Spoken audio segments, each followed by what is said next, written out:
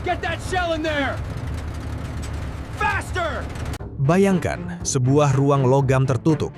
Suhu di dalamnya menyentuh 60 derajat Celcius. Di sekeliling Anda, terdapat 25 pria bernapas dengan oksigen yang tercemar residu mesiu dan asap mesin ganda yang memekakan telinga. Tidak ada kursi empuk, tidak ada ruang untuk sekadar meluruskan punggung. Anda tidak sedang berada di dalam sebuah kardus baja yang bergerak lambat di atas lumpur. Inilah A7V, sebuah upaya ambisius Jerman di Perang Dunia I yang malahan lebih terasa seperti eksperimen klaustrofobia daripada sebuah inovasi militer. Namun, inilah bagian yang paling menggelikan secara teknis. Kendaraan seberat 33 ton ini dirancang untuk menyeberangi parit-parit mematikan di front barat, namun ia memiliki pusat gravitasi yang begitu tinggi sehingga gundukan tanah kecil saja bisa membuatnya terguling seperti kura-kura yang tak berdaya. Sebuah kendaraan tempur yang secara desain justru takut pada medan tempurnya sendiri. Jerman menyebutnya Sturmpanzerwagen, nama yang seharusnya mengintimidasi. Namun, secara teknis, ia hanyalah sebuah kotak baja yang diletakkan di atas sasis traktor Holt yang dipaksakan. Dengan tinggi mencapai 3,3 meter, A7V adalah target super halal yang kotak banget di cakrawala front barat. Sebuah upaya untuk mengejar ketertinggalan dari Inggris dan Prancis yang sudah lebih dulu menguasai medan dengan tank Mark IV mereka. Apakah Jerman juga FOMO sama musuh-musuhnya?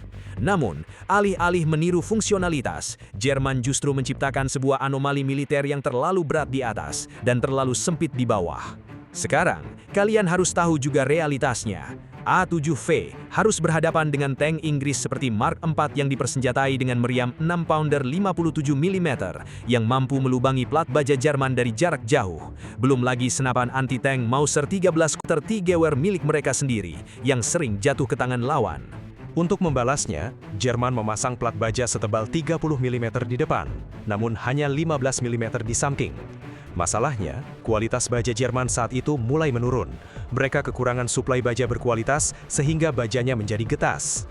Bukannya menahan peluru, baja ini justru sering pecah saat dihantam proyektil kaliber besar, menciptakan efek shrapnel internal yang mematikan.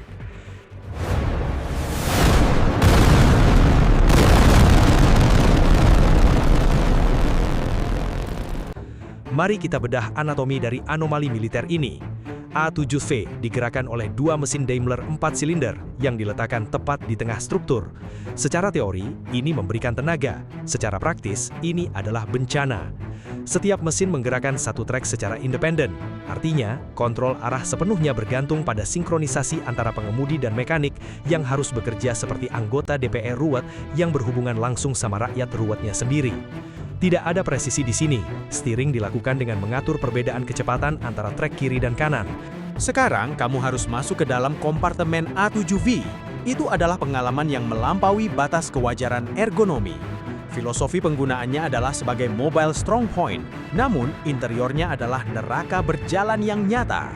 Bayangkan 18 hingga 26 orang berdesakan dalam satu ruang logam tertutup tanpa sekat yang memadai antara manusia dan mesin. Pertama, suhu. Dengan dua mesin ganda yang meraung di dalam ruangan tertutup tanpa sistem pendingin yang kompeten, suhu internal bisa melonjak melampaui batas toleransi manusia. Kedua, kebisingan ekstrim. Komunikasi antar kru hampir mustahil dilakukan tanpa teriakan histeris. Sebuah ironi bagi kendaraan yang membutuhkan koordinasi antara komandan, pengemudi, mekanik, hingga belasan kru senjata. Belum lagi masalah gas dan asap. Residu tembakan dari meriam depan dan 6 senapan mesin tercampur dengan asap knalpot mesin Daimler. Ventilasi yang buruk memastikan bahwa setiap kru melakukan bunuh diri perlahan melalui kegagalan pernafasan sebelum musuh sempat menembak. Dan ketika kendaraan ini bergerak, suspensinya yang primitif memastikan setiap inci permukaan tanah yang kasar langsung diterjemahkan menjadi guncangan yang menghancurkan tulang belakang. Kru tidak hanya beroperasi, mereka sedang mengalami siksaan fisik yang sistematis dalam sebuah objek yang salah kaprah ini. Jika Anda adalah salah satu dari 18 hingga 26 kru di dalamnya, kematian Anda kemungkinan besar bukan datang dari kepahlawanan.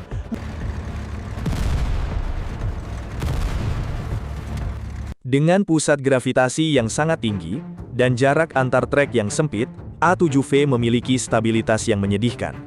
Di medan perang yang penuh kawah artileri, Satu kesalahan navigasi kecil akan membuat kendaraan ini terguling ke samping. Dalam ruang yang diisi 26 orang, mesin panas, dan ratusan butir amunisi, skenario ini berubah menjadi blender raksasa.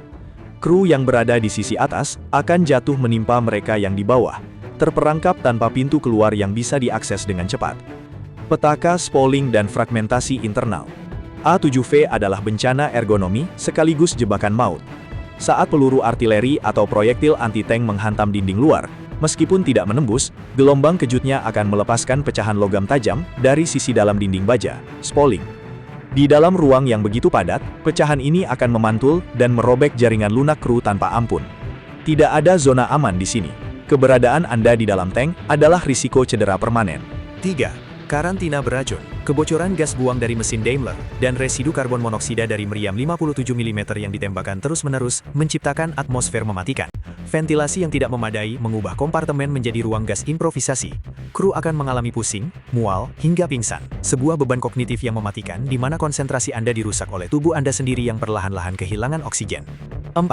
Disintegrasi koordinasi. Menempatkan 26 orang dalam satu kotak besi adalah sebuah parodi manajemen militer. Beban kognitif di sini sangat ekstrim. Komandan harus berteriak di atas deru dua mesin dan dentuman senjata untuk memberi instruksi.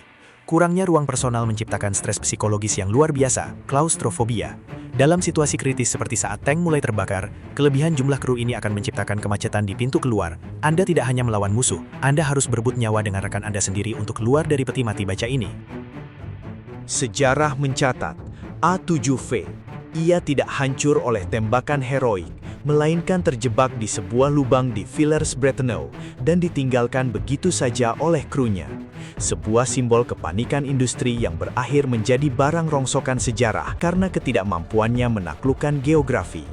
Di sisi lain, kita melihat upaya kru yang mencoba bertahan hidup dalam kekacauan Second Battle of the Villers-Bretonneux, sebuah testimoni bahwa keberanian prajurit seringkali harus menutupi kebodohan para perancangnya.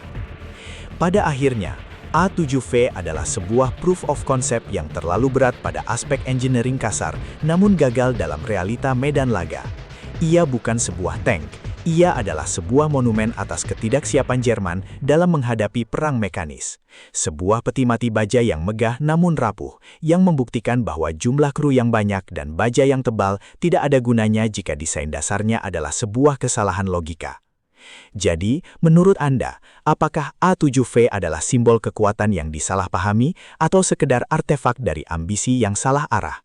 Tulis analisis Anda di kolom komentar. Dan mari kita lihat siapa yang masih berani membela kegagalan ergonomi ini.